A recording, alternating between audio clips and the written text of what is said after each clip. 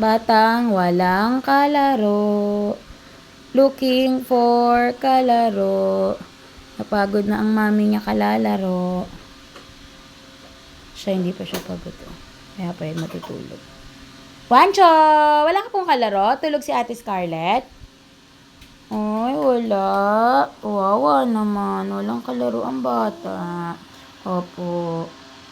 Punta ka na po dun sa car mo. Sakay ka na dun sa, fire truck. Sakay ka po dito sa fire truck. Dali, sasakay tayo. Natumba kasi siya dito kanina eh.